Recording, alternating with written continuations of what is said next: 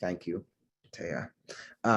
I first and foremost just want to thank Community Board 2 for being such a great partner.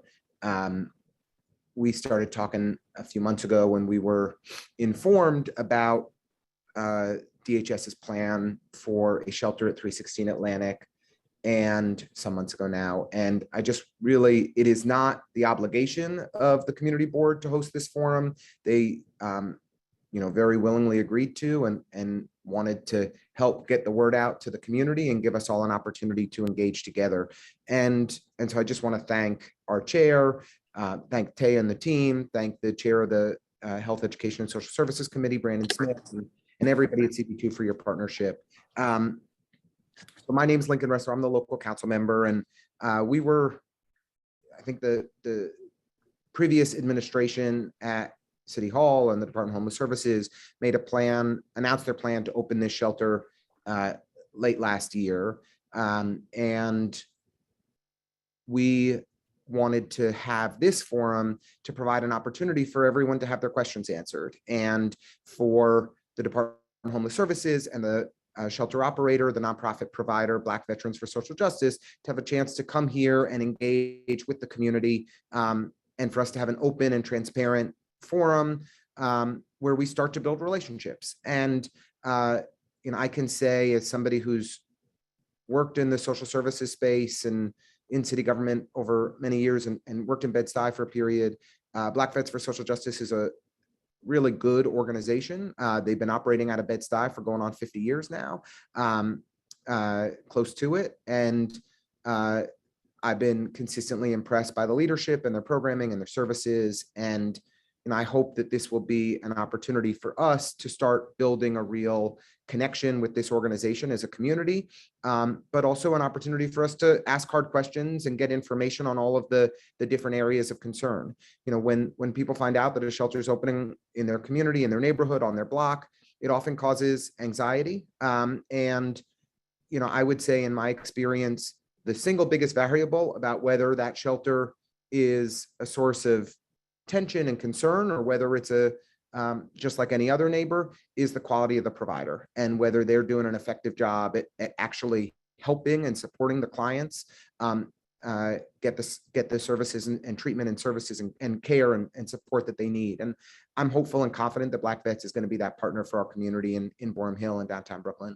I know that many neighbors are frustrated that the Department of Homeless Services cited 2 shelters 4 blocks away from one another that are opening just a few months apart. And I can say, if I wish that the Department of Homeless Services had done things differently, but I also take it as my responsibility as the local council member to try to do our best to make the best of this situation. And the Department of Homeless Services has full control and authority to site shelters wherever they see fit. They don't ask for the approval of the community board or the council member or anybody else.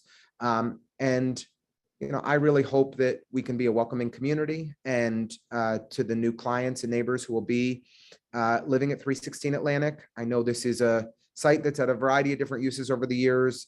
Some have worked better than others. And I just want to say that our office, our council office, is going to do everything we can to make this a success, to work with all of the different stakeholders involved: Black Vets for Social Justice, Department of Homeless Services, the precinct, the BID, the LDC, the Boerum Hill Association, all of the different stakeholders. And we're going to set up a community advisory board that will be in place prior to the shelter opening, so that all of the folks who are invested in making the shelter work well will be meeting regularly with Black Vets and with DHS. We can start those meetings on a monthly basis. And we'll make sure you have contacts at Black Vets so that you get real-time responsiveness on any issues or concerns. And if there are any other ways that we can be helpful or supportive, that's what we're going to do. And I'm personally invested in making this a success for everybody involved, from the clients to the neighbors to the broader community. And so that's the spirit of kind of how we in Community Board 2 came together to host this session. I'm going to kick it to Black Vets and to Jelani Mashariki to give you an overview of their program and what they have planned here. And we have a number of questions that we've gotten in advance that we'll be sure to respond to and give time for other folks to ask questions as well. But without further ado, I'll kick it to Jelani and just thank everybody for coming out and for engaging in this productive conversation. Well, thank you very much, Lincoln. And thank you, the greater body of Community Board 2, for inviting Black vets to this meeting to discuss the programming and specifics when it comes to 316 Atlantic Avenue. I just have a quick question. Is any members of DHS on? I think that they are initially the ones who should start off the meeting before I begin. So DHS usually addresses the community board, and then I come in and give the overview. Terrific. Yuri or Marika, are you guys prepared to jump in here? Hello, good evening. This is Marika Scott. I am the Deputy Commissioner of Intergovernmental and Legislative Affairs at DSS. I'm happy to join Community Board and here in this discussion. We're looking forward to having a wholesome discussion about this siting. We are encouraged and thankful to you, Councilmember Restler, for initiating this this meeting, and we want to make sure that this conversation is one that answers all of your questions. Just for information, I started with DSS about approximately 2 months ago. I have worked in government many years, over 20 years, and I'm looking forward to this conversation and working with you today. I want to just, because I know you guys have a lot of questions, to jump in and allow our provider. I want you've already introduced Jelani, but I want to allow him to just start off with his presentation. So, sure, thank you. Good evening, Jelani. Before you jump in, and thank you to Deputy Commissioner and welcome to participating in this meeting. For those who may not know, I am Lenny Singletary. I serve as the chair of Community Board 2. And I just wanted to reiterate some of the information that you may all know, but I wanted to just put it in a different context.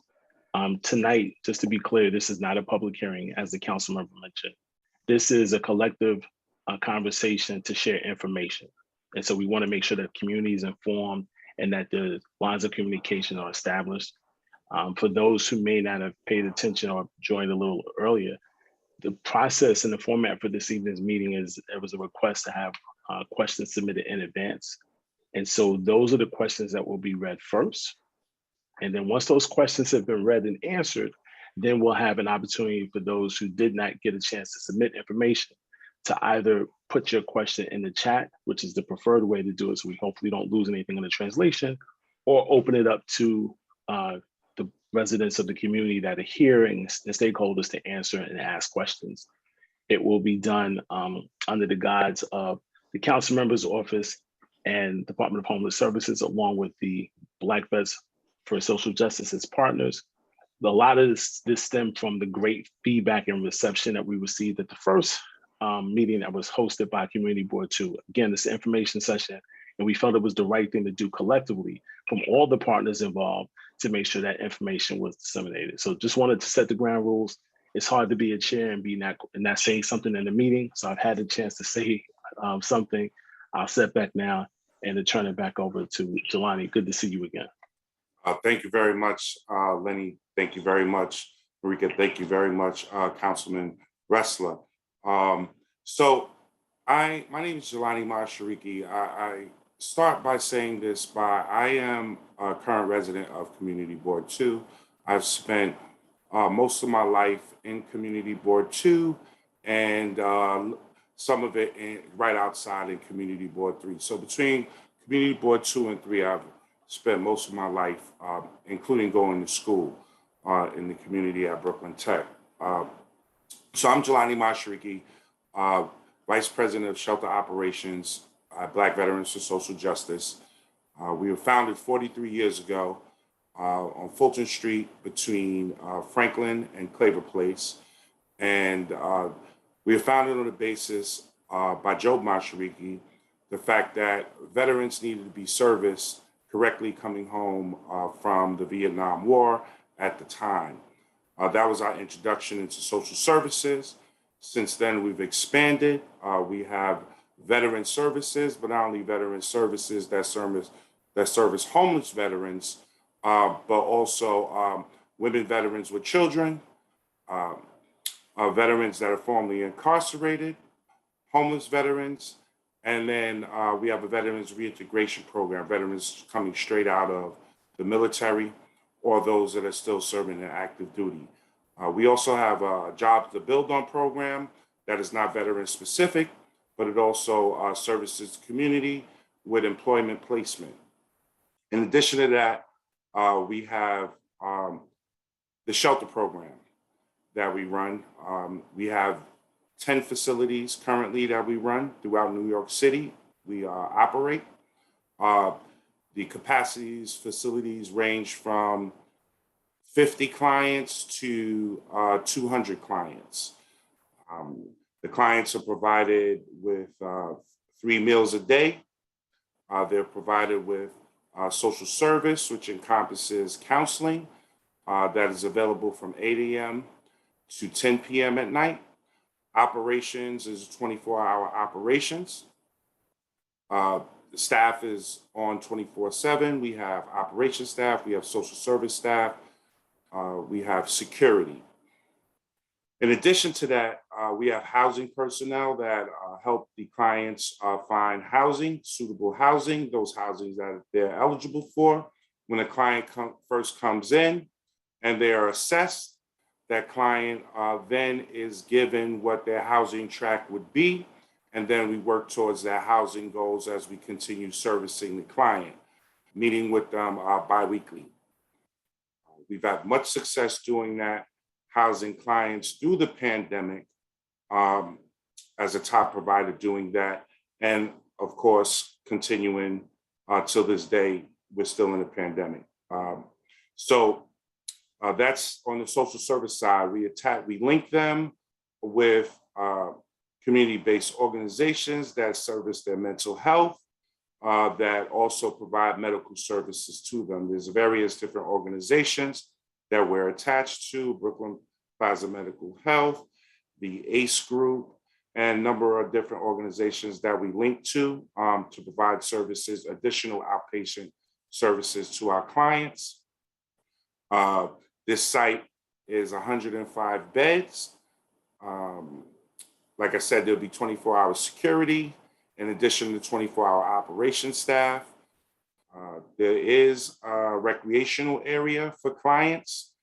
Clients are not allowed to linger in the dorms. They must get out of the dorms. However, there is on-site workshops that happen on a daily basis and a robust recreational program given the circumstances.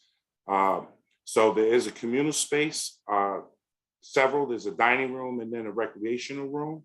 So there are communal spaces where workshops will be happening with the clients when it comes to employment, workforce development, housing, wellness, and any additional services that we can provide and link the clients to. We'll have presentations come from different providers. And we're also hoping that that our communication with the community and the surrounding stakeholders would allow for a skill share for our stakeholders. We have done that in many our other sites. I'm sorry, I just read a pop-up message. And we also do a perimeter patrol. We would collaborate with you all to establish red zone areas where clients are hanging out. And we would do a perimeter patrol on an hourly basis to ensure that our residents aren't loitering. If residents are loitering anywhere or engaging in any type of activities, there's a 24-hour operation phone line that's available. There's also an email that you can send your emails to so that you can I don't want to say report, but you can help us support the residents in what they need so that they're not loitering around. In addition to that, the resident is brought in. If they're engaging in some sort of inappropriate activity, the resident is brought in. The resident is counseled. There's a good neighbor policy that they must sign upon entry into the facility.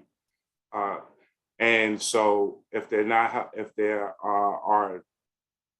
not in compliance with that, then that's when we bring in DHS and we collaborate with them to find a more appropriate setting for the client. As I said, yeah, that's about it. With that, the square footage of the building, let me get back to you on that. I have that in my notes. It's 6 floors. We have a handicap floor. The meals are done within the proper health,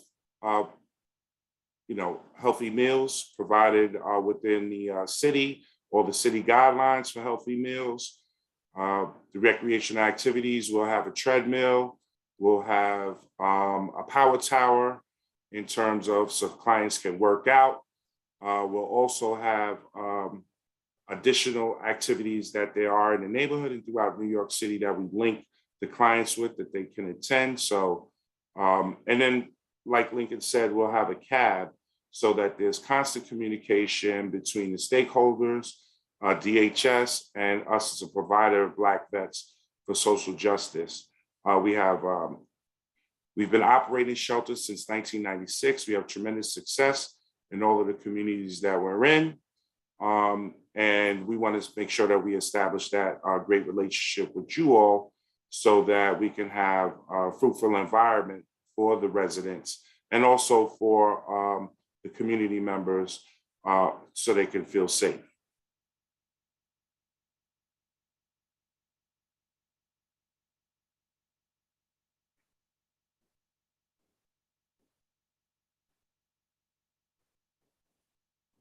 I don't know who's going to moderate the questions, or is there any, am I just reading off the pop-ups? So Thanks, Jelani. Sorry, Lincoln, I'll let you take it.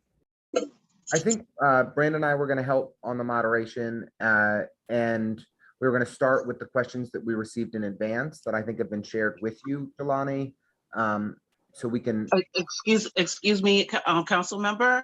I know we have Sonia Russell on the line from DHS, and I just wanted to give her an opportunity to speak before we jump into the questions, if that's okay with you. Yes, Sonia, are you there? And do you have anything that you would like to say? Yes. Hi, Yes. Marika. Thank you. Good evening, everyone.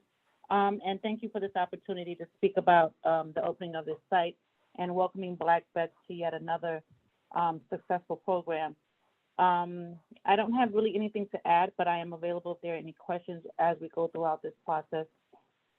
So Lincoln, if you or your team have any questions that's related to the program specific, can help you and answer those questions. Okay, and do you want to just clarify for the audience or for the attendees here tonight what your role is, Ms. Russell? Oh, my apologies. I am the Assistant Commissioner for Adult Services and Veterans. So I oversee all of the veteran-related shelters and the adult and adult family shelters, which is about 55 plus shelters in my portfolio, including overseeing the entire Black Vets for Social Justice program. Okay. Thank you very much. You're welcome. Okay. So I can take the questions, Lincoln. that'd be great. Thank you so much, Brandon. No worries. Good evening, everybody. My name is What's up, Brandon Smith. I'm the Health, Environment, and Social Services Committee Chair at Community Board 2.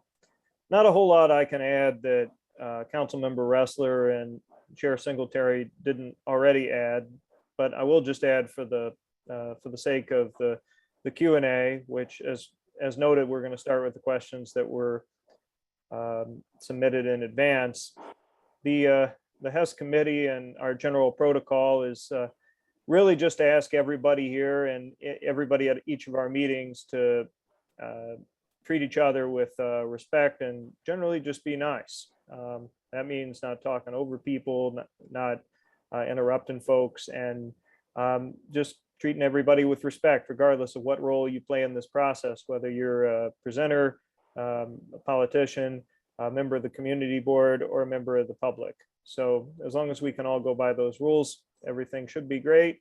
I do reserve the right to ask anybody to depart or to have the office remove you if you're not being respectful of anybody else. So with that, I'm going to jump into the questions. And the first set of questions seem to relate to food service and are directed to you, Mr. Mashariki. Is that correct? Yes, it is, Brandon. Great. Thank you. I like your background. Oh, thank you. So first, with regard to the food service, could you talk a bit about the meals that are being served? Specifically, the question is really about what are the number of meals per plus snacks per resident? Are these meals served warm, or do people have a microwave to heat them up? And are the meals served at all hours or after curfew at any period of time? Okay. There are three questions. They're kind of all related to meals, so I figure I would give them to you at once. Okay, not a problem. So, so we order enough meals for the clients. There's a utilization rate, but we order enough meals for the clients and for them to have seconds also. The meals are within the Department of Health food guidelines, so they're very healthy. We haven't decided on our food vendor yet, but we have many different vendors that we use. And so there's a warming oven. The meal comes prepared. There's a warming oven. The meals are warmed. The residents have access to a resident microwave, but the meals are warmed up for them and served appropriately. We get inspected by the Department of Health to ensure our proper food service policy is being applied. And yes, there's water around 24/7 for the clients. There's a standard meal time. Usually breakfast is from 6 to 7:30, lunch is from 12 to 1, and dinners from 6 to 8. But at any time a resident comes in and they're hungry, our staff knows to feed the resident. And so that's usually what happens with the meals. Residents are able to bring food in their rooms. No, they're not able to bring food in their rooms. However, if they bring a serving size worth of food in for themselves, they definitely can sit in the dining room and eat their meal. There is an availability for the residents to warm up food. We understand that, some residents bring home cooked meal in, and also we have a specialized diet. If you have a specialized diet, we make sure that we are in compliance with that, whether it be kosher, whether you be vegan or vegetarian or any other special low salt diet, any other type of diet, we make sure that we cater to the residents in that manner. Okay. And did you say that would be served at the prescribed times, like breakfast, lunch, and dinner, or is it, or after hours at all, if somebody wants to go get some food at like 3 a.m? Oh, so we have a 10 p.m. curfew. The only individuals that are allowed out after 10 p.m. are those people that work overnight. Say you work an overnight shift and you have to leave out. Let's say you work a 1 to 9 or an overnight shift and you wouldn't necessarily leave out your house with the appropriate time, then you would be allowed to leave out the facility. However, you would be given a late pass to cover your bed. Those individuals, so once you're in, you're basically in. And if we have food available, which most of the time we do, then we're able to give you some snacks and there's a vending machine also available for residents. So there is a 10 p.m. curfew. Just to cross over a little bit, there is a 10 p.m. curfew, and the curfew is only extended for those clients that have verifiable sources of employment and verifiable reasons why they needed an extended curfew for that time. Okay. I think you've addressed the question of whether folks can bring food into their rooms. It seems like there is a station in the form of the vending machine and the water for snacks and water around the clock. What about coffee and tea? Yes, coffee and tea is available. Coffee and tea is available. So Okay. we have the coolers that have hot and cold water. So and they're tapped right into the to the water line, so that it's filtrated water, so that they're able to access hot and cold water throughout the day. Okay. I'm now going to move on to the next set of questions, which generally relate to waste and trash management.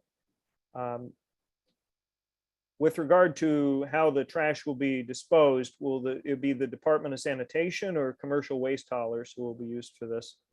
So the Department of Sanitation would be picking up the trash in the days that they pick up. If we notice that there's some extra trash that needs to be picked up, we would communicate with DHS and the councilman's office and the community board's office to support us in scheduling extra days from the Department of Sanitation to pick up the waste.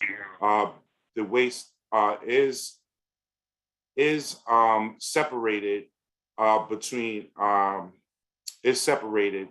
with the between garbage and plastics. So there is recycling that is done, and also cardboard. Okay. What are the hours for trash collection? I'm not sure yet. We haven't gotten that far. In the stage in communicating with Department of Sanitation, but whatever the normal collection days are for that area, that's probably what it'd be for the businesses that deal with sanitation. And how will the storage of waste be managed between collections? Okay, so we have a storage area in the back, so it will be enclosed garbage cans, so that to help with the for our friendly neighborhood rodents or whoever, so that they wouldn't dig into the garbage cans. So they would be collected and all and put into the garbage cans appropriately, and then brought out the night before collection, like any time usually. Is there going to be participation in organic waste collection, using the brown bins? I'm not sure. We haven't had a shelter that in the district that they use the brown bins, but I would definitely entertain that. I would definitely look to entertain that. Is that's what you do in that area? We wouldn't have a problem of entertaining that. Okay. The person had asked if you were going to do that, how would you store the waste between pickups, similar to the other circumstance? But it seems fair to say you still have there hasn't been a plan to decide, yes, I do want to do brown bin pickup yet. Is that correct? Yes, and we can as a coalition, we can discuss that and enlighten us a little bit more on what that is and how that works. Where I live on Clinton Avenue, I live in an apartment building, so we just do the regular recycling. They haven't done the brown bins, but I've seen the brown bins in other parts of the neighborhood. Right. There's a process where, as is noted in the chat, you would request it. Yeah, but then I know it's just not requesting it, because requesting it is one part to it, right? So then what are the stages of it? Like you asked, well, how does it store? I would want to know Right. all the facts behind it, so then we can get a real operational plan to implement it. But I'm open to it. Right. So merging these topics together to kind of meals and waste. The next question is really about how the meals are going to be packaged in terms of the materials, and how is that going to contribute to waste. Basically, question asks, will the meals be served using disposable and disposables? In that regard, is there a consideration for the amount of trash that would be created, or in a plan for how recycling and sorting would work in the event that there is trash and recyclable material? Yes, so like at our other sites, our maintenance team takes care of all the recycled material as they collect, they separate, and ensure the appropriate separation is happening on the recycled material, and then they put it out on the appropriate days. We also have 24-hour maintenance staff. Great. That concludes what I believe is the list of questions submitted in advance. If anybody believes that I'm wrong, feel free to let me know. But I am going to move on to the questions in the chat here next. And the first one is regarding 24-hour security. Can you speak about whether that includes ensuring the safety of nearby neighbors, and how that would work? Yeah, I think I spoke about that in my introduction, and I don't have a problem revisiting it. I think I know that that's an important topic. So what we have is we have hourly rounds, perimeter checks that we do, and we would establish those perimeter checks with collaborating with you all, with the community stakeholders, to see what are the zones that we need to be checking, and then we'll always adjust them based on feedback that we're getting. And if there's something happening, again, we'll have a 24-hour telephone access to the immediate supervisor on duty, the operations manager on duty, and we will respond immediately to any calls that we get regarding potential residents. If they're not our residents, we would say they're not our residents, and we would then link them with the appropriate provider that does the street homeless outreach in that area. Do you know how many security team members you're going to have on site? Yeah, so we have 9+1 security guards, but then we have additional aides that help with security. So we'll have about a total of about 12 to 13 per tour for the day tour and the overnight tour, in addition to security supervisors and facility supervisors. And then the overnight tour will have about 10 of them. Thanks. The next question you partially answered. I know that you said that you were going to look into the square footage of the building, so I won't ask you that again. Yeah, I have to bring it up. Are you able to say how many rooms there are going to be in the facility? I know you said it was 6 floors, but yeah. So let me go with the layout up. And while you're at that, how many people per room? Yeah. So the room count differs based on the size of the room, but I believe there's going to be about 8 dorm rooms. Anywhere between 8 to 10 dorm rooms. Let me just bring that up. And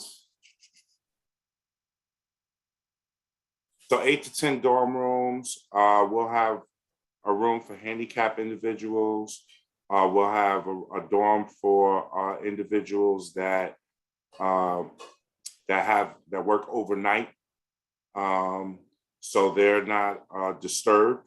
And so anywhere between 8 to 10 dorm rooms. So anywhere between 8 to 10 people per dorm room. Okay. All right, then the next question is a little less quantitative. Are the clients permanently placed or in this facility, or is the goal to have them move on to other circumstances? Yeah, the goal is to move clients into permanent housing. This is temporary housing for the clients. The goal is to move the clients into permanent housing. And like I spoke before, I mentioned in my introduction, as soon as a client is assessed, the client is then given the housing tracks that they're on. So, and knows, hey, this is my pathway out to permanent housing and out of shelter. So we want to make sure that clients know what their goals are upon entering our facility and know that what the different tracks are for them, so that we can work together to help them get into permanent housing. So usually that's between a 3 to 6 month process, but it's on a case-to-case basis. Can I provide a little more context there, if that's okay? So for single adults, so in New York, we have a right to shelter. So any single adult who needs a place to stay is guaranteed one. And if you're a single adult male, the entry point is at 30th Street in Manhattan, just north of Bellevue Hospital. And there you go for intake. You'll likely spend 1 to 2, 3 days.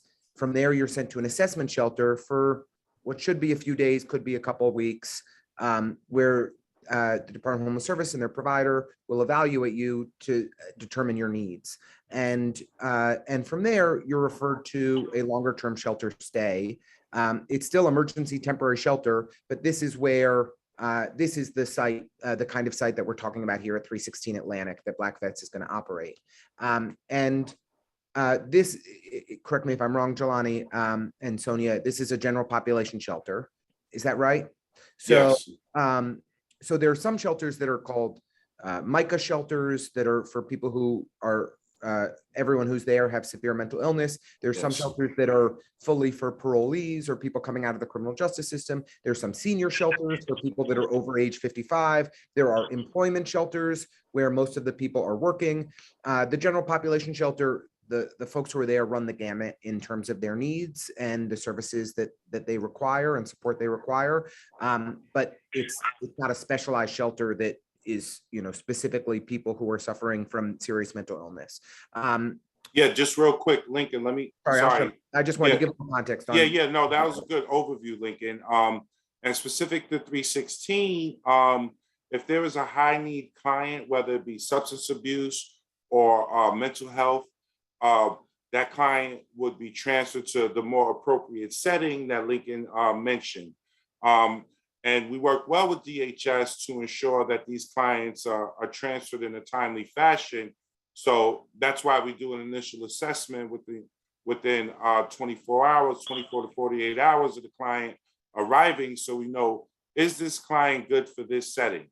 And then if they're inappropriate for the setting, then we communicate with DHS, and then they're transferred to a more appropriate setting. Sorry to interrupt. I just wanted to give a little. No, yeah, that was excellent. Explain how it works. Well, thank you. Next question is a little bit different. Do you have any contact information that you'd be free or willing to share with the folks who are here, or maybe even more specifically with Pastor Zach, our community partner who's asking the question? Oh yeah, sure. Right now, all of our contacts should be funneled through DHS, but as we continue moving this forward, I don't have a problem with that. But my contact is easy. Jay Mashariki. So I'm sorry, Jelani. I'm sorry. Can Marika, can we just send this around? If we can just put everyone's contact information that's related to this site, such as Jelani, his team, Daniel, myself, and we can just forward that to everyone so that they can have a sheet with these names on it. Yeah, I think Yeah, that would be great. We can, Okay. we'll collect all that information and we'll get that to you, to the community board and to the council member, both of, and then we can, and you can disperse it as need be. Okay, great, thank you. Yeah, excellent. And then, so we look forward to collaborating with, community stakeholders and community members, and even holding an employment fair so that opportunities of employment are available to members of the community board. Great. Now, back to the rooms again. I know you've already said it's going to be about 8 to 10 per room, and it seems like they're not going to be smaller rooms, which is a suggestion of the question. But anything more you can say about the room configuration? And the question asks, is the shelter congregate? Yeah, so the shelter is congregate. The room configuration, the clients would have a bed, a locker, enough space between the two to have their own personal space, but it is congregate living. This is not a big shelter, so that bodes well for people having their spaces and having enough space. And as far as COVID goes, we follow all COVID protocols in terms of cleaning every half an hour, wiping down community spaces, doorknobs, all of that, bathrooms, and so forth and so on. So, we have the hand sanitizer placed around the facility. We have masks for all the clients to wear upon entry. And all staff.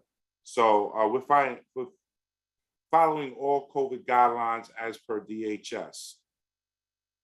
Great. The next is a bit of a hypothetical. What in the circumstance where a resident chooses to make use of pantries, would they be allowed to bring their own food in from the pantries?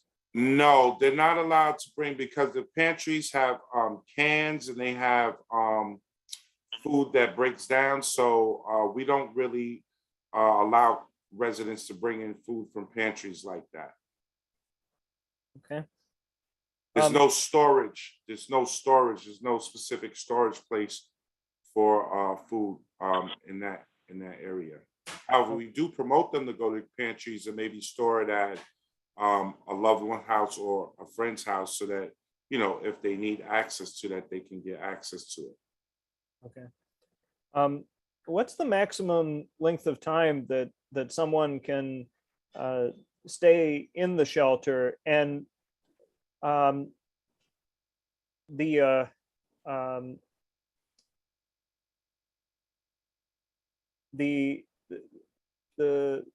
second part of this question asks sort of about track record. Do most of your residents find permanent housing or have a track record of finding permanent housing from other places in the past? Yes. So let's talk about the first part of the question. So usually it's 3 to 6 months in terms of a client staying. DHS and Black Vets, we do a good job of DSS and DHS do a good job of identifying what they call long-term stayers and ensuring that they're supported a little bit more so they can so that they can be placed in permanent housing. And as far as, what was the second part? I'm sorry. The second part is about your track record with helping folks find permanent housing in the past. So since our last administration and especially this administration, they have increased our rental subsidies given the cost of living in New York. So and have provided a lot of different housing options, built a lot of affordable housing. So a lot of residents have been moving out over the past few years into permanent housing. So depending upon the size of the facility, I would say this type of facility, we would be moving anywhere between 5 to 10 clients out a month in different type of housing options. Okay. I've been advised that I have some additional questions that were submitted in advance, and I want to make sure that we honor those questions too. Okay. So I'm going to switch back to the questions in advance now.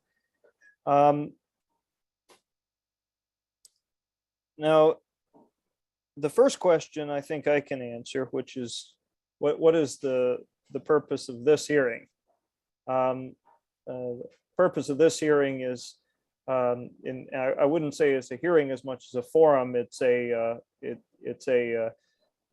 informational session so that members of the public can share questions with Department of Social Services and the provider for the 316 Atlantic shelter, and the provider at the shelter and Department of Social Services can answer questions about the shelter that's being provided there. That's the purpose of this forum. I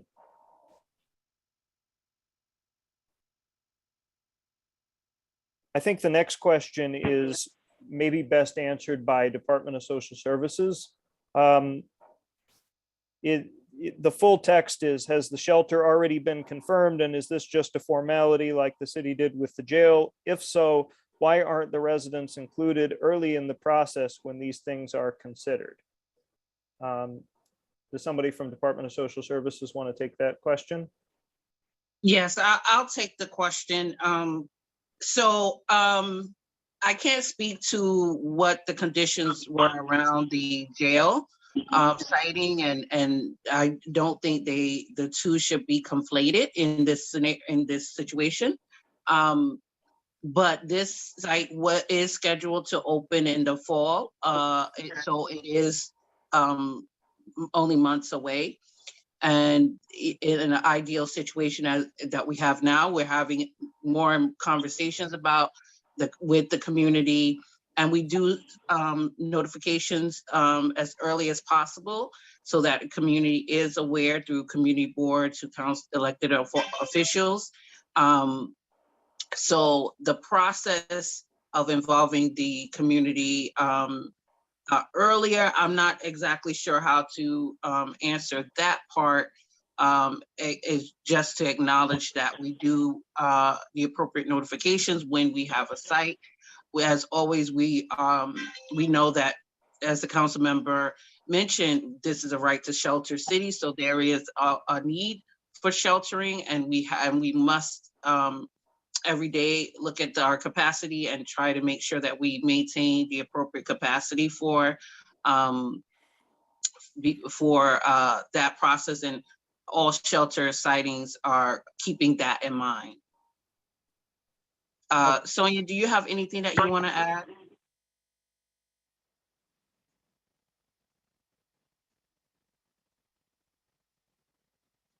No, that was perfect, Marika. I don't have anything to add. I saw that you unmuted, or I thought you unmuted, so I thought you had something to add. Okay. Okay.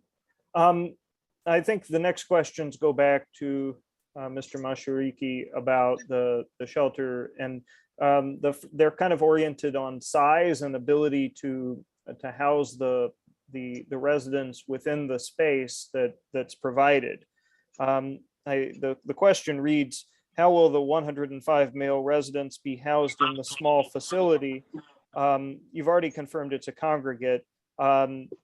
It also sort of asks, but this is sort of along the same lines, what would be the proposed size of the shelter in terms of number of beds, square footage per resident, and how long will it take for this facility to get to full capacity? Okay, so I do have some numbers for you. It's 18,500 square feet is the size of the building. We have 14 dorms, so there's about 6 or 7 clients per dorm. In terms of the square footage per resident, I believe it's 60 square foot per resident that they allow within the guidelines. I don't know, Sonia, if I'm wrong, correct me. And what was the other question? So the It's the number ramp up. I number of think he asked, how beds. is it gonna be ramped up? Sorry, what'd you say, Brendan? Number of beds and how long will it take to get to full capacity? 105 beds a total. And then, so when we open up a shelter, there's phases. So that's something we discussed with DHS, but it would be phased in. So depending upon It can these- vary, it will vary anywhere between 5 to 10 clients a day. So it can take up to 2 weeks. It can take up to a week. It just depends on the need at the time in which the shelter opens. So we Yeah, try to Sonia, stagger can you clients speak out. up? Because we really can't hear you. I'm sorry. So it varies depending on our needs. So it can be anywhere from 5 to 10 clients a day. So it can be ramped up in a full week, or it can be ramped up in 2 weeks. It just depends on the need at the time in which this particular shelter should open. But we try not to overwhelm the staff with the number of intakes that they have to do for clients. So we try to limit it to no more than 10 men in any given day. So the ramping up can take anywhere from, I would say, 2 weeks to a month. That's accurate.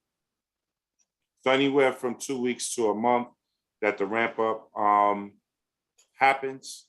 I just want to repeat what Sonia Russell was saying, so that it's clear.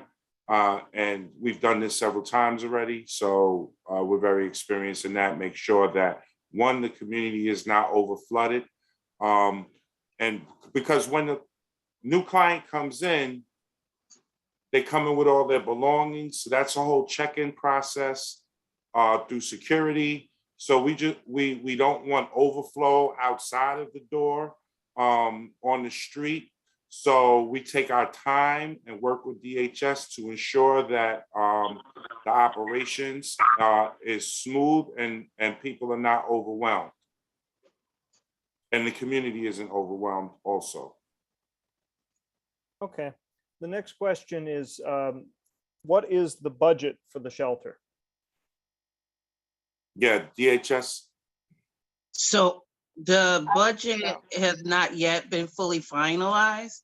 It's to be determined as the shelter has not opened, and so those numbers have not been finalized yet.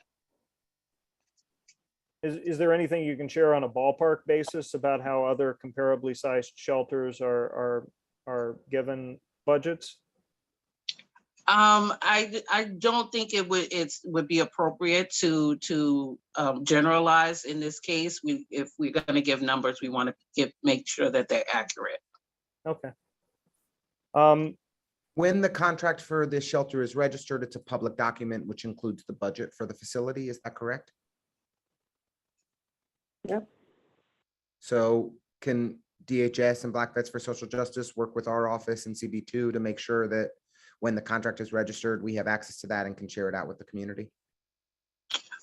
Yes, and also when the contract is registered, as I'm sure you're aware, that it becomes public on the comptrollers website as well. So we will work with you, council member, and the community board.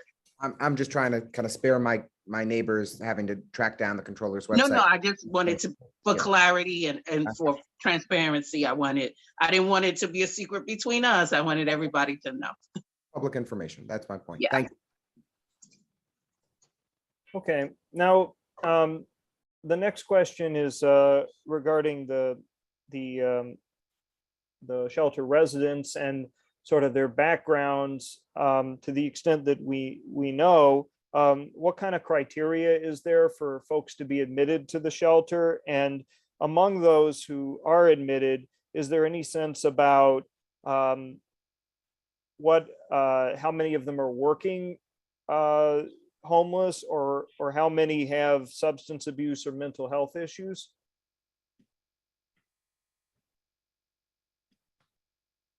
Sonia, you want me to take that, or you want to take that? Yes, you can take it. I mean, the only thing I would speak to is, and I think Jelani had indicated previously, that anyone that has a severe mental illness and or substance abuse issue, those clients will not remain at that location, because 316 Atlantic is not a mental health shelter, nor is it a micro or substance abuse shelter. So we typically have clients assigned to shelters that are most appropriate for their circumstances. So anyone with those types of issues will not be housed there. They may have some clients who may have what we call a light touch image, like maybe anxiety or depression. Because this site will have clinical services, they can remain there. But if someone has a severe, what we call access 1, then that client will not remain at that location. Okay. The next question is regarding staffing models. It asks, what are the staffing models that determine the programming and services provided on site or in the community that support the needs of the population?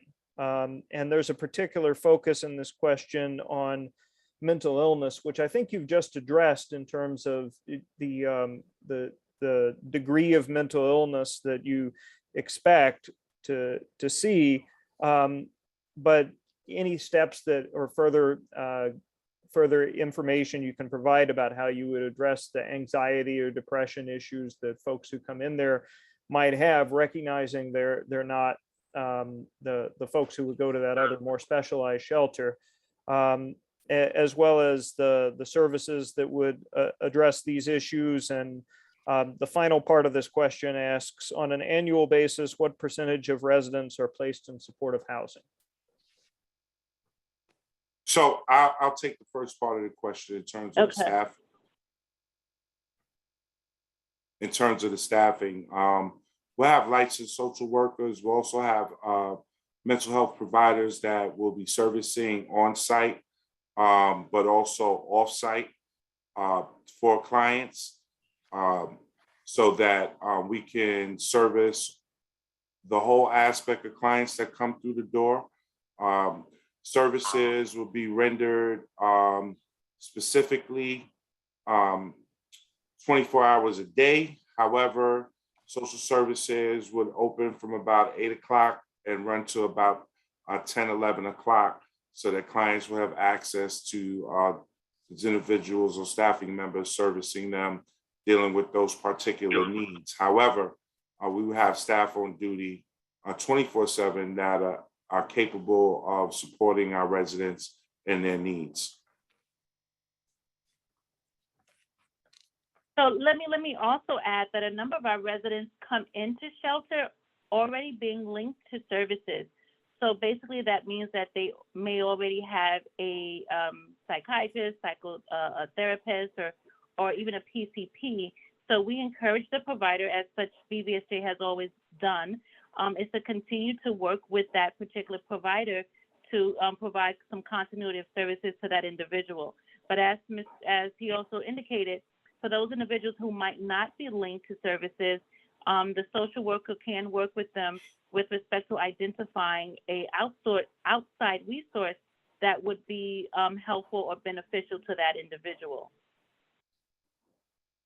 It's accurate. And the number of clients that are linked to supportive housing, wow, unfortunately, I can't say off the top of my head. I will be more than happy to provide Marika with that information that she can share with you. But we do have quite a number of clients that are linked to supportive housing, and we encourage our providers to continue to use that aspect of permanent housing. But to say on a yearly basis what that looks like with respect to DHS placements, overall, I would have to get back to you on that, sir. Okay. The next question is, I want to capture the spirit of it. It states that the the questioner has not heard good things about the Black Veterans for Social Justice capabilities as an operator of other homeless shelters, and wants to know what's going to be done to ensure that a certain standard is met, and what can be done if the organization falls short. They're particularly interested in whether there has been there's been experience of the organization running male-only shelters with populations of 100 or more, and wanted to know who would be the point person for engagement opportunities with the community. Yeah, so let me take So- that. Okay. Let me take that. Go ahead, Sonia. Jelani. All right, no problem. Absolutely. One is that we have a history of servicing clients, an impeccable history of servicing clients throughout Community Board 3, Community Board 14 in Brooklyn, Community Board 5, Community Board 7 in the Bronx, and even when during COVID, when a lot of shelter residents got placed into hotels, we worked with the Community Board 4 in Manhattan to ensure for safety of the clients and the services. So I don't know where that came from, but we have impeccable standard of service for our clients, and we look to continue that. In addition, there's oversight agencies that ensure the services to our clients and hold us accountable for that. We hold ourselves accountable to a certain standard, but if you speak to district managers at other community boards, they will definitely be able to speak to the services that we provide our residents. And if you speak to the residents themselves, they can do that. But nevertheless, we will continue to engage, and where improvements need to be made, we will make them. And we'll have ongoing discussions with that, with the client with the Community Advisory Board and with DHS to ensure that that's happening. But we have our own standard of excellence as an organization that's been around for 43 years, servicing the community, Brooklyn community and the greater New York City community. Okay, and So let me also, thank you. no, go ahead. If you want to I'm sorry. jump in, I just wanted to know, Yeah. there were two other parts of the question Oh, about I'm sorry. experience gonna with answer those 100 questions. persons or more, and the other part was who would be the point person. Okay, so Correct. we have, sorry, Sonia. We have Go ahead, Jelani. we have over since 1996 we've been operating shelter, and that's 200. That was a 200-bed facility. So since 1996, we have experience with operating more than a 100-bed facility. Currently, we have 1, 2, 3, 4, 5, 6, about 8 facilities that are over 100 beds. Most of our portfolio is over 100 beds at this current time. Okay, and the point person? And the point person would be the point person from Black Vets, or Right. the point. Yeah. Okay, so the structure is there's a shelter director, there's a director of operations, and there's a social service director. And that information would be given as contact for the shelter. In additional, my contact, and we also have a regional director that oversees our portfolio. So whenever there's issues, can be direct contact to several different parties. And then the CEO, our CEO, Wendy McClinton, who is a veteran, a formerly homeless veteran at that, takes homelessness personal in terms of her fight and her battle and what we do as an agency. So she also would have herself open to contact when necessary. Unfortunately, she couldn't be on this call. She's actually in DC with the United Homeless Veterans Coalition. They're meeting right now. She's on the board there. Okay. I want to try to move along because I want to get to all of the questions. COVID-19, what kind of precautions will be taken to avoid the spread of COVID-19 at this shelter? Yeah, we're taking all the standard precautions. We have, like I spoke to this earlier, Brandon. We have hand sanitizer around. Every half an hour, we wipe all the common doorknobs. The bathrooms are clean on an hourly basis. Upon entry, you're given a mask. There's also testing that's done at our site. We have take-home tests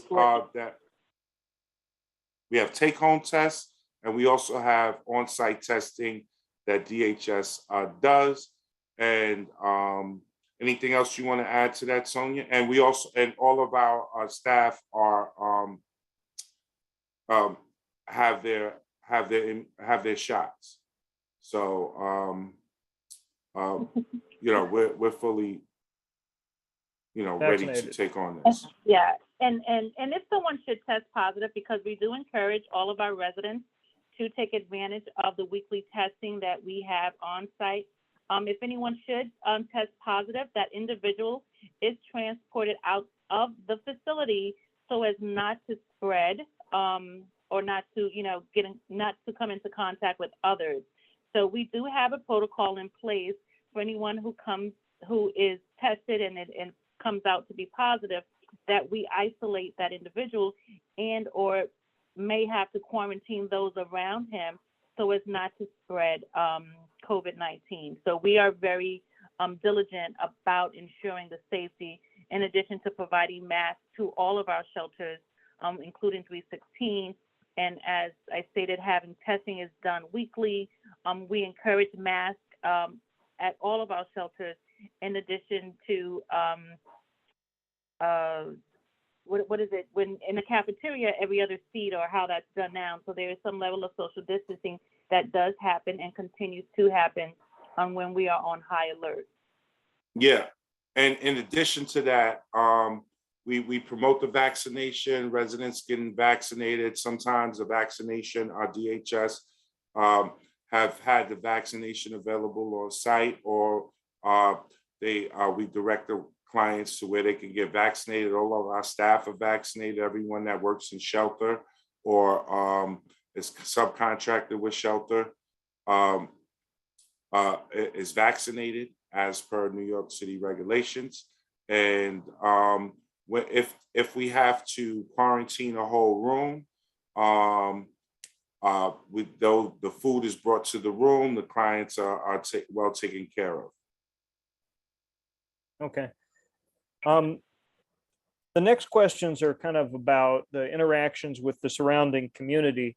And I think on the one hand, you're at 316 Atlantic, you got the jail coming up a couple blocks away. And on the other hand, you've got PS 261 and a bunch of children that are located over there.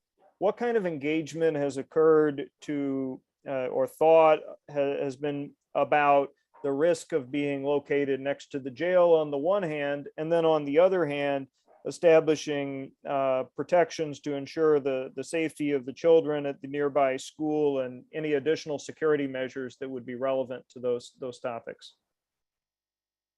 So I'll just speak to specifically the issue with school, and I'm assuming this is related to those that may be registered sex offenders. So because this site has a school nearby, we do not place those individuals who are under SARA restrictions at a facility where there is a school. So we do vet these individuals when they come through the front door.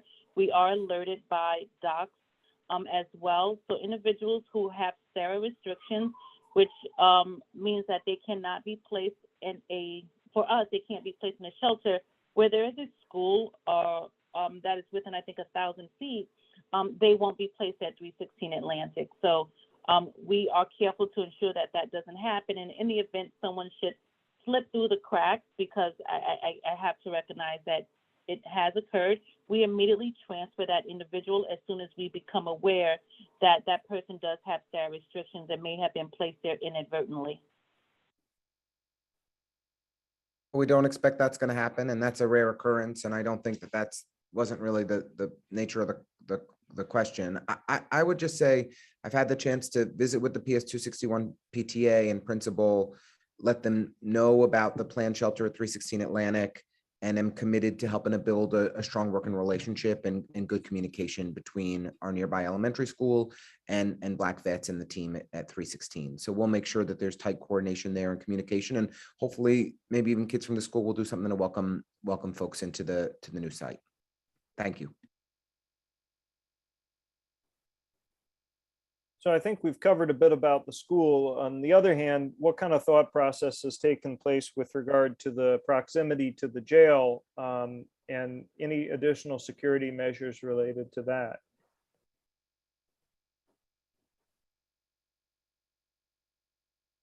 Yeah, do y'all want to answer that, Sonia? I'll jump in very quickly to speak to, as I did at the beginning, the jail siting and the shelter siting were not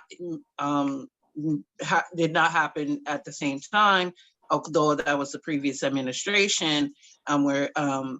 So what consideration was made at that time, I can't speak to that per se. I'm not sure what type of additional security would be needed in terms of that. But I will ask Mr. Jelani if you would just go over just quickly again the security protocol that we have in place, which is which is wholesome, and just speak to that just once again. Yeah. To address Maybe I any can actually security in terms of. Yeah, so I appreciate that. I think as many people on this call know, we're in the process now of demolishing the Brooklyn Detention Center. And the city is planning to move forward with a new jail at the same location that we are a number of years away from opening. So we are not in the near future, kind of next handful of years, going to have an operational jail at this location. We will be sure as the new jail comes online to ensure that there's good coordination between DOC that will operate the site and Black Vets for Social Justice to make sure that we have tight coordination on security. The area immediately around the jail is going to, of course, be highly monitored with extensive security capacity. We do not anticipate that the populations will interact at any time. The folks that are in DOC custody are going to be, fully held within the building. And so we'll make sure there's coordination, but this is 5 years away at soonest. This is not a today or tomorrow issue. And, we can do more to make sure that everyone's aligned some years down the line. So thanks everybody for that. I think, as I'm going down here, I want to, a couple of the questions are a little off course. So I just want to hit one that seems to be more on course. We spoke before about the curfew. Is there any sort of repercussion if a resident misses the curfew? And how would that work? Yeah, so curfew is 10 p.m. After 10 p.m., DHS does a bed management, and each site, each location has their responsibility for bed management within the whole greater system. And at that time, if a client does not come in at their required curfew time, they are then considered a curfew violator. Permission needs to be given from DHS to give the client back their bed if a bed is available for the client. There's a waiting area for the client that's inside the facility. And once that is determined that the client can get back their bed, the client gets back that bed. If not, the client then is transferred to another facility where there's a bed for the client. Okay. Oh, I wanted to add, in addition, there is going to be a smoking area, so clients are not out in front of the facility smoking. We have a smoking area for the clients. Okay. I think that goes to one of the questions I wanted to go back to. Specifically, you've touched on it a little bit, but anything that we missed in terms of what you've been doing to ensure pedestrian and commuter safety in this regard. And I feel like that generally is purposed towards making sure that the areas around this shelter are It's free and pedestrian, community safety, and client safety. right, and client safety too. Because absolutely. clients have been targeted also. Right. Thank you for saying that. So was there anything else you wanted to add about that, or? I mean, we work together. We want to work together. You know, we understand that some clients might be misidentified. I want to speak to the stigma of our clients. And if I have permission, Sonia, I really like to address this as a whole. A lot of clients are misidentified as vagrant individuals. Most clients are individuals that you wouldn't even know that they were homeless. They just don't have enough money to afford housing, or for whatever reason, they're in a shelter, but they're not vagrants. They're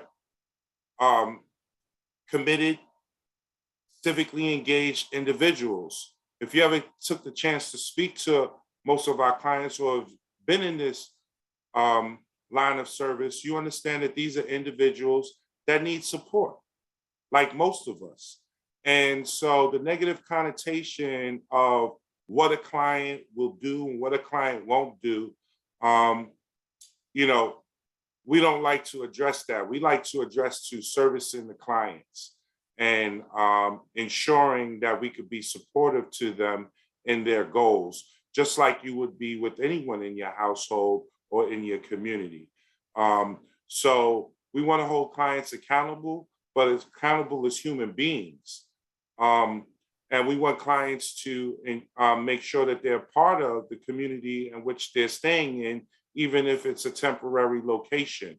We like to bridge the gap so that when they go into permanent housing, they understand, how do I become an active member of the community, a positive member of the community? So we like to start that, and we like to engage client from that front. And we also want the clients to be part of the community. So I would say any community gardens or any activities that the clients will have access to, we would have a recreational counselor and a community engagement coordinator that would be the point person for you to, for us to engage the community with the clients. If you have artists, we would like artists to come in and paint and help us paint some of our recreational spaces and some of our offices with the clients. We've had that done at other sites. We like to engage in Skillshare. If you have some skills that that would be appropriate, we would love for you to come in and do workshops. And we would set that up. So I just want to say that clients are productive human beings, and let's not be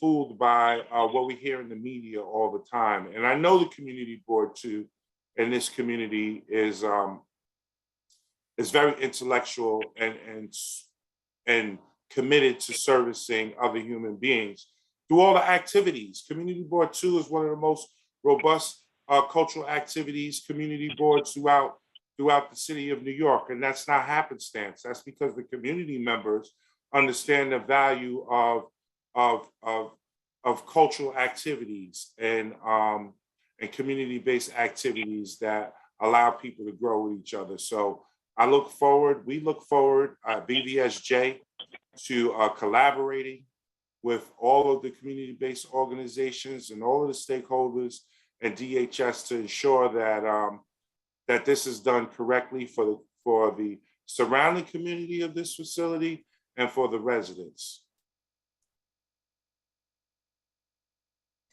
Okay. Thank you for sharing that. I want to make sure we get all of the questions that were submitted answered. The next one, though, I'm not sure if DHS or the provider is the appropriate party to answer. And Lincoln, maybe you can give me your guidance on this. The question is, I noticed that affordable housing was one of the biggest issues in Brooklyn. Was a similar analysis done for our community board too? I'd suggest maybe we take that up in a different forum, just because it doesn't seem related to this provider. What do you think? Sounds good. Okay, I think anybody can certainly contact the community board office if they'd like to answer a question about affordable housing. The next question is regarding leisure time. And I think you've addressed it to a certain degree, but there is one follow-up to this. The question in its whole states, what kind of spaces will be provided in the facility for spending leisure time? Will the facility have a common room, backyard, or recreation area or programs? Is there a policy for having visitors? I think you have touched on several of the different aspects in which there are different rooms and areas located in this facility, but I didn't hear about whether you have a policy for visitors. So if I missed anything, feel free to share, but really, could you address whether there's a policy for visitors? Yeah, so we have recreational space. We also have a backyard. And those would be spaces that residents can engage in recreational activity. We have a recreational counselor to support them in those different activities. We also have some wellness equipment there, so residents can engage in some wellness. And we'll have, the residents will have access to TV programming. We'll have monitors that have billboards with information around the facility, along with monitors that will be connected to cable, so that the residents are able to watch. There's times that this stuff will be off and it'll be quiet time, and so that the residents, usually in the evening, for residents that want to just get out and have some quiet time, there'll be spaces for that also. There are no visitors allowed in the facility for clients. We encourage them to visit those individuals at their house. We encourage family reunification with the clients, but there are no visitors that are allowed in the facility in terms of. Well, go ahead. You want to clarify? Because I was going. Yeah. It depends on what you mean by visitors. So I'm not certain if you mean if it's like friends visitors, or because clients are allowed to have visitors if it's related to their let's see, their therapist, their well-being, right, or things of that sort. So right, it definitely depends on the term that's being referenced here when you guys say visitors. Yeah, how do you define that? Right. So due to confidentiality, we just don't allow anyone and everyone into the facility. So we want to be very mindful and respectful of those that are in our shelter system by limiting those that can come into the facility. But if a client has someone that they're working with towards housing, it can be a pastor, it can be a someone that's from their church or a local community center or something of that sort, then those types of visitors are allowed during standard business hours. We discourage any sort of visitor happening prior to there being social services on staff, which usually starts at 8 or 9 o'clock, and of course, definitely not past curfew. So depending on how you're using the term visitors, yeah. know if it's a friend, but yes, to, other types of, anything that can promote the client's well-being and or moving into permanency. Okay. So that concludes the questions that were submitted in advance. I am gonna go back to some of the questions in the chat here to make sure that we get as much as we can done. And I just wanted to jump in to say, I know we started a couple minutes late, so we wanted to continue this conversation till 8:45 with the idea that we try to get through everybody's questions in that time period. So sorry to interrupt, Brandon.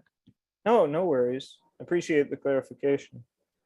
So the next question is about the advisory board. And perhaps this is a question for Mr. Mashariki. What role do you envision for the Community Advisory Board? A collaborative role. I think that the Community Advisory Board is important. The Community Advisory Board gives us access to information, gives us access to resources that we may not have, and also gives us access to take a temperature check on what's happening in the local community and how can we be of service and how can we do better in our interactions.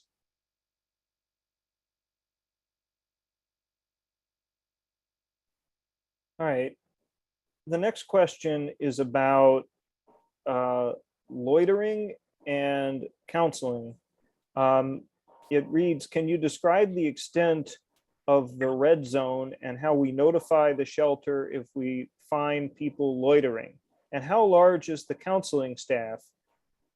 They've stressed it's important considering that it's estimated that 25 to 30% of homeless have mental disorders. I think you've spoken about the degree to which you expect this population to have a mental disorder, but I'm not sure I recall. Maybe it's because I'm doing a lot of the talking, the size of the counseling staff. Yeah, so we have a robust counseling staff. We have a total of, I think, 6 case managers. We have 2 housing specialists. We have additional case manager supervisor.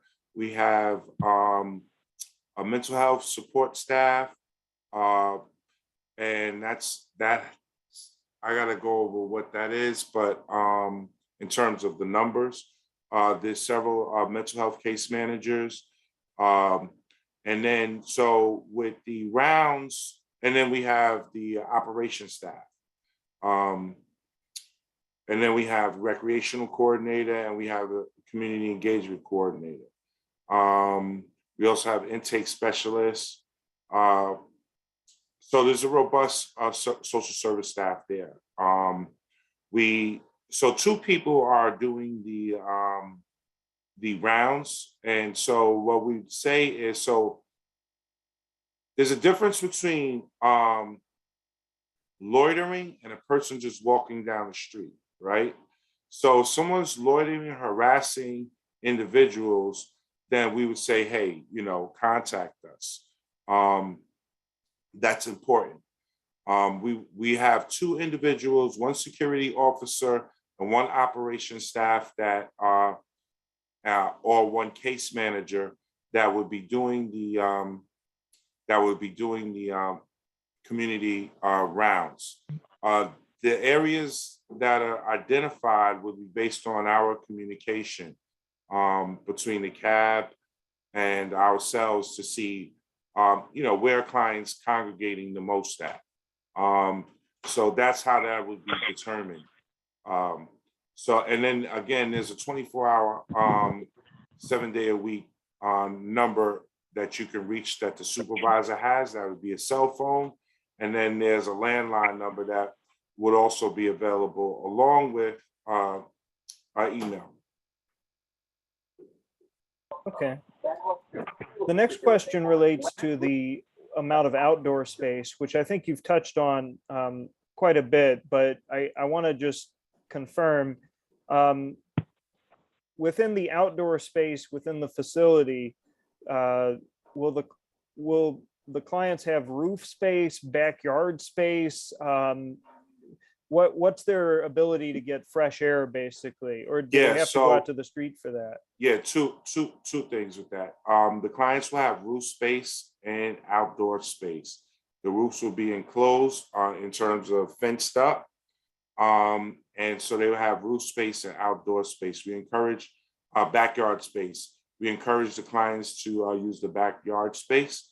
But the roof space has to be authorized. So we're waiting for authorization on that, but they definitely have the backyard space.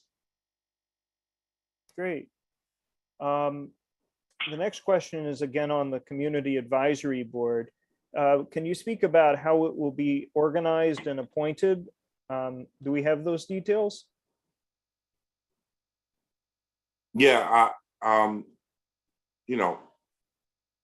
councilman or DHS, you want to take that? We Or can jump in. We're going to work together with DHS and the provider to have a broad cross-section of community stakeholders involved. I think we'd look to have in the range of 20 to 30 people that participate so that it's not too unwieldy group. DHS will ultimately approve the names and participants of each of the individuals. But we'll solicit suggestions. We'll make sure each of the key local stakeholders like the BID, the LBC, Community Board 2, each of our local elected officials' offices, and others have a representative that participates in these meetings, and our office will participate in all of them, of course, as well. So we'll make sure that the neighborhood has a broad cross-section of representation and that we're actively engaged in real time with Jelani and his team to address any and all issues. yeah, Lincoln, usually it's about anywhere between 10 to 20. 20 to 30 gets a little bit robust. Okay. But it's usually between 10 and 20 That's that's on the cab. And then of course it dwindles down between active members, but that's, will be part of active participants in that. I'll say in my experience, when a shelter runs well, you'll see the frequency of cab meetings decline and the participation in cabs decline because the things are running smoothly and people don't have real concerns, but they still know who to reach out to when there are issues, if anything comes up. And that's certainly our goal here. All the time, there will be open lines of communication.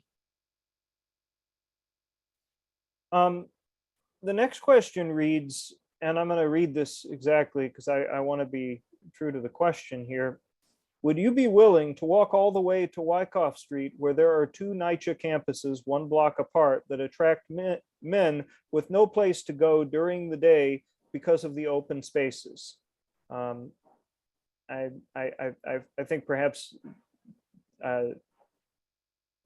maybe this goes to finding folks who might become residents of the shelter, possibly.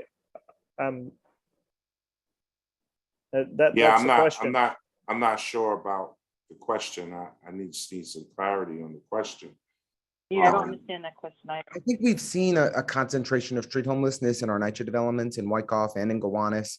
We're working with NYCHA and our tenant associations to try to do more outreach to the individuals who are there, who are homeless or who may have substance use issues. So we definitely want to be doing a better job of connecting those people to treatment and services and housing. And I'm always eager to talk with DHS and figure out if there are ways that we can connect local street homeless people to shelter capacity in the same neighborhood and community. It's not the traditional process, but we can certainly, continue a dialogue there and try and explore it and make it happen if that would be a way to bring people inside and connect them to care and to treatment. Yeah, I think that DHS. Marika, I think perhaps. Yeah, I think Marika, DHS has a street homeless provider. Right. I was just saying, yeah. Marika, I think we should touch base with the Deputy Commissioner, Cassandra White, to see whether or not there's a way in which we can do that. If we feel like we can touch someone immediately that's, I guess, in that vicinity. They may have already had some sort of shelter services in the past, and how we can get them maybe bypassing intake or something. So I think it's worth having a conversation with Cassandra and her team about. Yeah. Yes, And I just wanted, I'm sorry about the jumping in, but I think that we can additionally work with the council member and the community board and now we have an additional support with the with NYCHA developments where we can go on, deliver services and outreach in that area. So we'll be happy to make those connections to our streets outreach, make sure that they, in some cases they may be aware, but we always look to make additional contacts with individuals and bring them into shelter if that's what they need. So we'll continue that dialogue with the community board and with the council member's office, because that is the ultimate objective. If there are folks there that are street homeless, we want to make sure that we outreach to them as well and get them an opportunity to come in. Okay. The next question is about how the residents will, I guess, get placed in the shelter. It asks, how will folks get into the facility? Do you mean physically, or do you mean I think it placed? means I think it means being placed. I mean, obviously you have physical facilities to get Yeah, I into. think so. I'll answer it two ways. I think Lincoln addressed this earlier, and so did Sonia. In terms of the processes and placement of residents at the shelter, there's different stages that the clients have to go through before being placed at the shelter. They go through intake, they go through assessment, and then they're placed in the shelter after going through those two locations. Once coming in the shelter, there's security at the front door.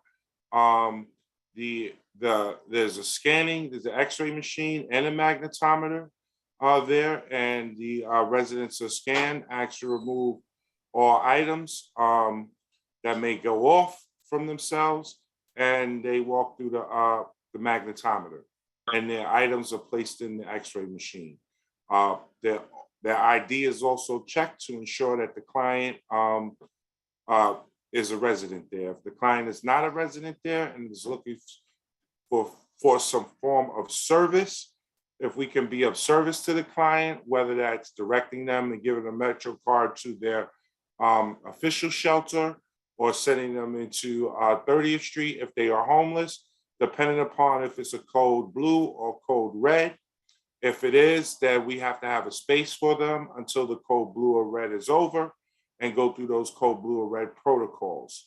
So that's essentially what happens. Okay. The next question is from a nearby resident who expresses that he and his daughter live down the street and would like to know, how can they best support your mission? Thank you. That's an excellent question. We'll be reaching out to the cab, and like I said, one of the big things that we do is skill share for the clients. Like, we know that a lot of communities have a lot of individuals that have a lot of skills and would love to do workshops with the clients. I'm not sure about children coming in, but we can talk about what that looks like. Maybe doing some work in the local community gardens or some activities outside of the shelter. The next question is regarding career training, and to what extent will there be specific career training on things like electrical, refrigeration, or plumbing, or services like that? Yeah, so that goes with workforce development, and our clients are linked to different outside agencies that are involved in that workforce development, and that they have access to. So we work with Workforce One. We work with a lot of different organizations that provide workforce development for our clients in those specific fields.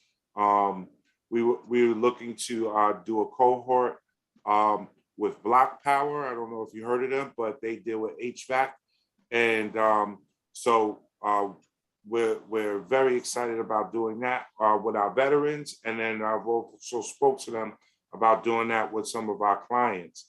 So that's just one organization, but there's plenty of others that we're linked to for our workforce development. Okay.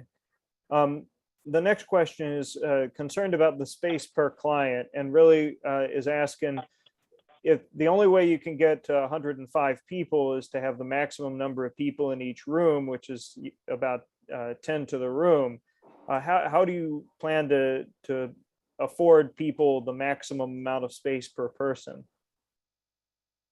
No, I clarified that. I said there was 14 dorms. I got you. I got you. Yeah, so this is 6 or 7, 8 people per dorm. There's about that, anywhere between 6 and 8 people per dorm. Okay. New client intake, is this 24/7 or is it only during the daytime? No, new client intake is 24/7. It's 24/7. DHS has a policy that they don't like to transfer clients or place clients after curfew, but new client intake is done 24/7. What kind of signage will be placed in front of the building? In terms of We don't advertise. it's signage in terms of Well, is there a plan for the question is what kind of signage in front of building? address, Okay, address, no smoking, no loitering signage, address. There'll be nothing to identify the site as. a Nothing shelter. to identify but the address and the Correct. and like I said, no smoking, no loitering signs. now the next question is, it is definitely not for Mr. Mashariki, but perhaps DHS can address it briefly. It asks, what has happened to the shelter at Hoyt and Fulton? Now, while that's not the subject of this hearing, we had a prior hearing that focused on that other shelter at 1 Hoyt Street. Is there anything DSS could say about about timing or what the current status of that shelter is, just briefly?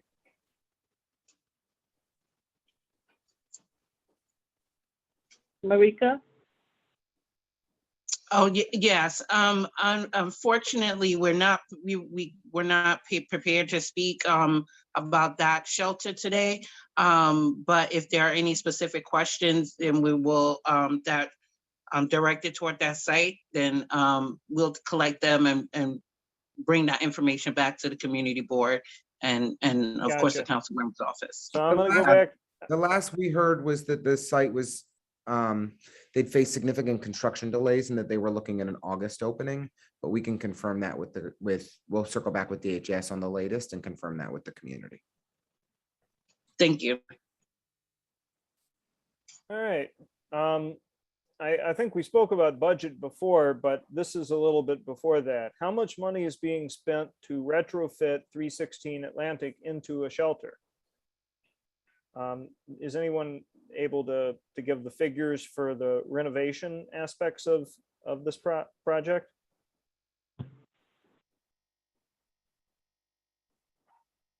I am not. I can't speak to that. This is Sonia Russell.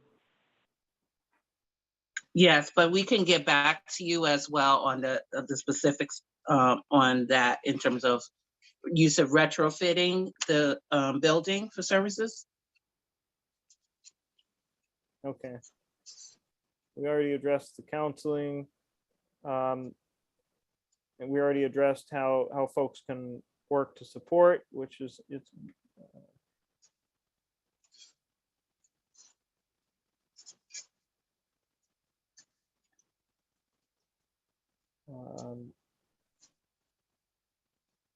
seem to be a lot of comments. I'm trying to find the next question.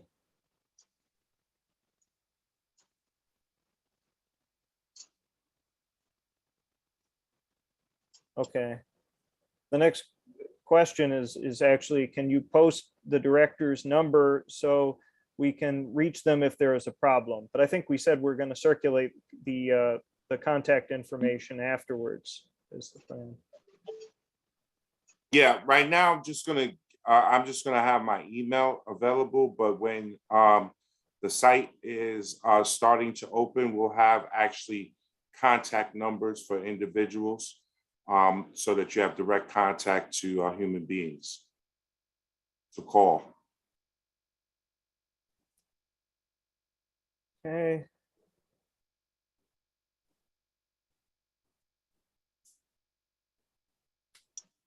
All right. And I got to the last question in the chat, which is just from a couple minutes ago. Again, it's about One Hoyt, whether it's a residential building. It seems like a pretty basic question. Lincoln, do you happen to know the answer to that? One Hoyt is a mixed-use residential and commercial building. It is currently being outfitted for a shelter that's going to be operated by AAPI. Yeah. AAPI, excuse me. I apologize. I believe that they're anticipating that there'll be up to 160 individuals at that location. It will also serve a general population, single adult male client base. And the Community Board 2 was gracious enough to hold a community forum about that shelter opening, I think, at the end of last year. It's moving ahead after some construction delays. Okay. And it looks like I missed one, so apologies to the person who asked this question, but I will ask it. Mr. Mashariki, I'm not sure if you're aware, but according to the questioner, they say you have a 65 score on charitynavigator.org. Do you have any awareness about why you have that rating, or any? No, I'm not aware of that. I'm not aware of that at all. I will look into that. I don't know Okay. why. Yeah, I looked on the website and there's some details, and it seems that the comment is accurate in stating that there's a 65 score on that website, but I can't say anything more than that. In that, I don't know the details, but the link is there in the chat for anyone who wants to see it. I'm sorry, what's the website you're referring to? Yeah. It's What's the website? www.charitynavigator.org. Okay. All right.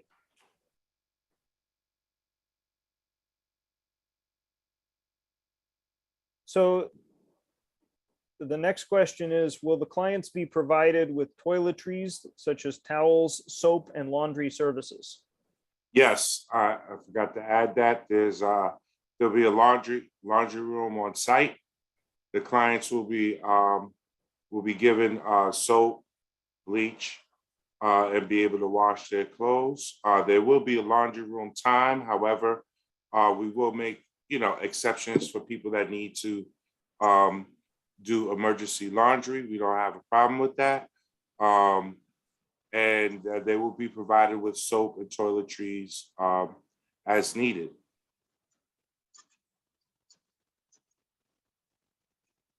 Okay. There was also another one I missed. Thanks for pointing that out. And it states, this building, this is for the Community Board 2, this building could permanently provide permanent housing for at least 70 people with common kitchens and bathrooms as the YWCA on Atlantic. And I think there's a concern about whether or not this facility could be alternatively used to provide permanent housing. I'm not sure that DHS or the provider could necessarily answer that, as they've been engaged for this purpose. I can jump in and just offer a context on the single adult homelessness crisis that we're facing. My personal preference would be that we're always prioritizing deeply affordable housing and supportive housing. As there was this great poll of 62,000 New Yorkers recently on what's the best way to address our public safety concerns. And the answer was housing, right? And we face just a phenomenal affordability crisis. In our council district, a quarter of tenants pay a majority of their income in rent. But if you go up to, deeply impoverished areas like the West Bronx, a majority of tenants pay a majority of their income in rent. We have specifically, though, been dealing with a single adult homelessness crisis that keeps growing and growing and growing. That, as Jelani noted, is largely driven by just the lack of affordable housing. And so over the last decade, we've seen the single adult homelessness population grow by about 1,000 people a year, which is just phenomenal. While we've had much success at driving down the family homelessness population, so that the children that are in our shelter system has declined precipitously in the last few years, almost by 50%. In fact, the single adult population, we've had no such success. And so we desperately need to invest in more affordable housing, more supportive housing. I'm really proud that the largest supportive housing development to open in the city of New York in decades is in Community Board 2, is in our council district at 90 Sand Street, and just around the corner from Brandon. We're lucky that we're fortunate to be a home to a great new supportive housing development, but we need to do more and more and more. And on a personal level in this budget, I've said repeatedly as the co-chair of the Progressive Caucus and in my conversations with the speaker, we need to invest more deeply in affordable housing and supportive housing. And so that is a goal that we're going to keep trying to realize. Unfortunately, we do have a need for shelter that has to be met. And that's why we continue to need to open shelters for single adults. I don't think it's a either or, I think it's a both and to deeply invest in the long-term permanent affordable housing that we need, as well as the temporary emergency shelter that we need so that everyone has a place to stay. And that's how we try to meet everyone's needs the best we can. Thanks, Lincoln. That was an excellent way of summing it up. I think we have made it through all of the questions in the chat. And with a little bit more time left, I figure we can take a few questions from folks who are here if they want to use the raise your hand feature in the chat. That way we can try to honor anything that maybe I missed or we didn't fully capture in our conversation. So if anyone has a question that they want to raise that hasn't already been raised, a new question, then feel free to raise your hand using the raise your hand feature. And I'll give folks a moment to do that so that it's located at the bottom of the screen under the reactions bar item on the bottom toolbar of your screen.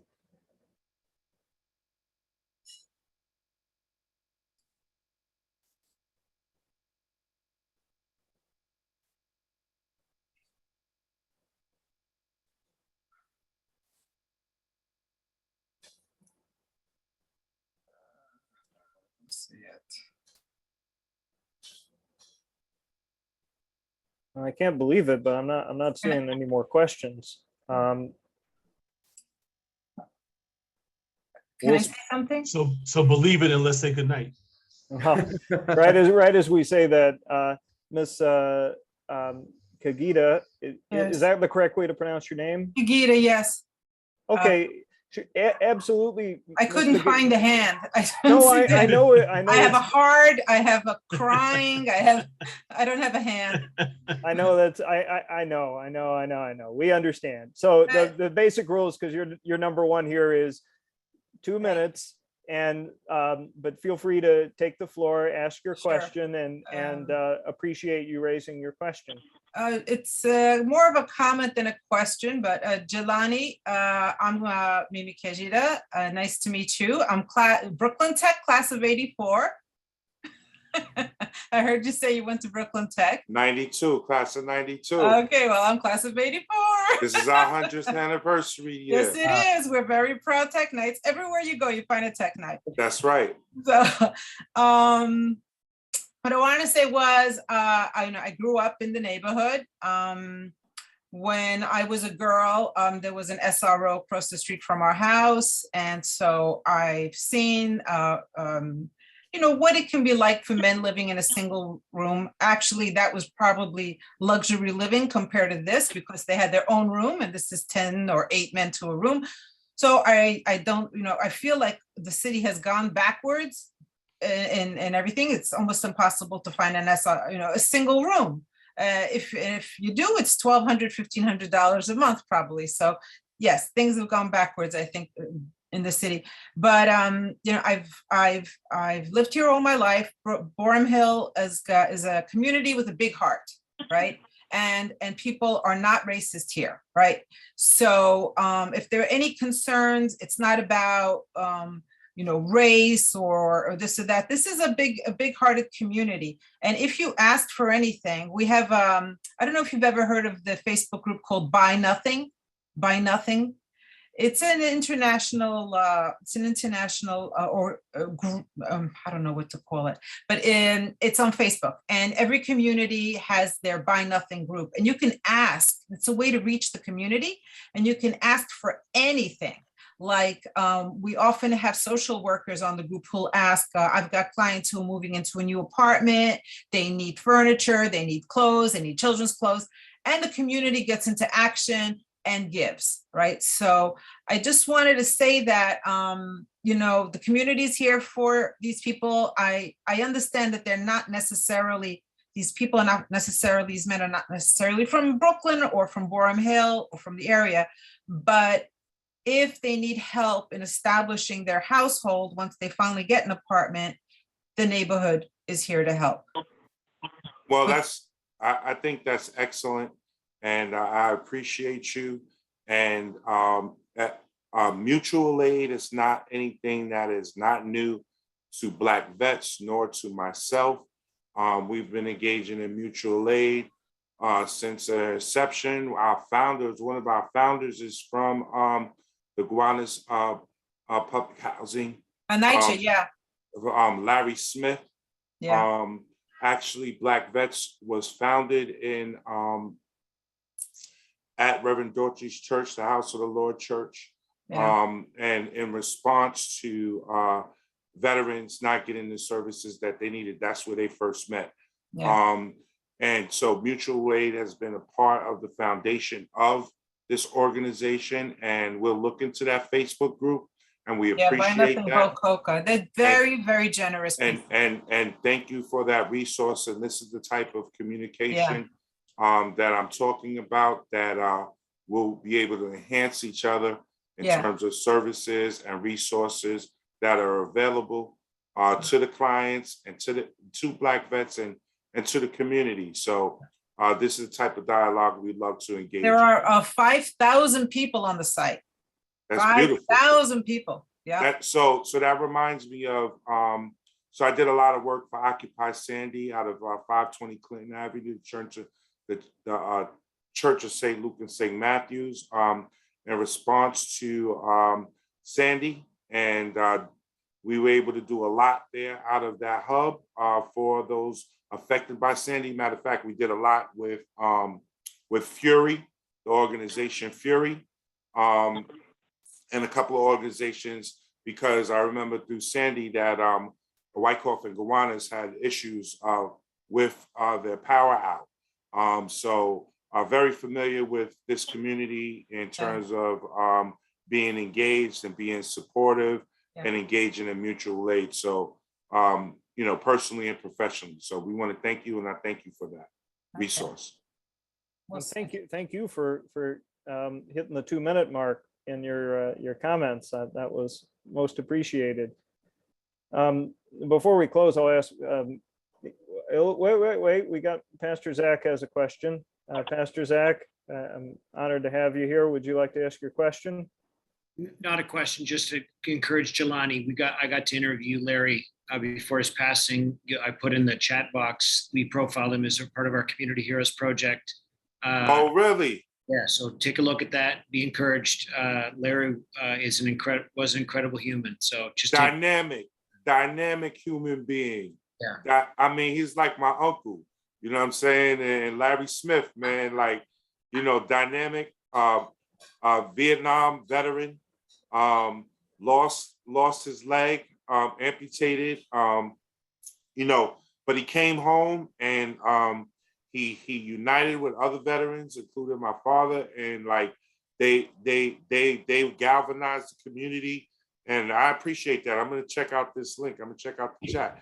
And it's beautiful to hear that, that he was honored by his community, because he was honored and loved by the brothers and sisters in Gowanus and around the neighborhood. So, and he taught me how to fish. So, you know, if you happen to go on our Facebook page and Black Veterans Social Justice, and you'll see pictures of Black vets since the beginning. And if you go in the beginning, you'll see pictures of Larry Smith and the other brothers and the other founders of the organization. So I thank you for that. Well, I think it was fitting to end on the note of the longstanding connection of Black vets to this community, and Hasselor, just 2 blocks away from where this site is going to open. And I think that when you have an organization that's rooted in the community and connected to the community, you have an organization that's invested in making sure that they're going to be a great neighbor. And I, hope that we as a community will rise to the call to be a similarly good and strong and welcoming neighbor. And we're committed in our office to do everything we can to welcome the new clients in at 316 Atlantic later this fall, and to work with DHS and Black Vets to set up a community advisory board that is, an effective way to get word out to the community on what's going on and to address any and all issues in real time. I really want to thank Jelani for answering every question so thoroughly and providing a very informative response to our community, and to the representatives of DHS. You all have hard jobs, and we appreciate everything you do to serve vulnerable New Yorkers each and every day. And I really want to just thank Brandon and Lenny and Taya and everybody Community Board 2 for hosting this forum with us, and just making sure that every single question got answered and answered thoroughly. Arvin from my team, we'll put our contact information in the chat as well. So if there's anything at all that we can do to help, let us know. But we have everybody's contact information who RSVP'd for today, and we will be in touch with updates on the shelter opening and timelines and CAB meetings and the like. So this is the beginning of a conversation, and please let us know if we can be of assistance in any way. Thank you all. Have a great night. Thank you. Thank you, Councilmember Restler, and thank you all for coming tonight. Thank you all. All Good right. night. Good night. Have a nice Thank evening, you. everyone.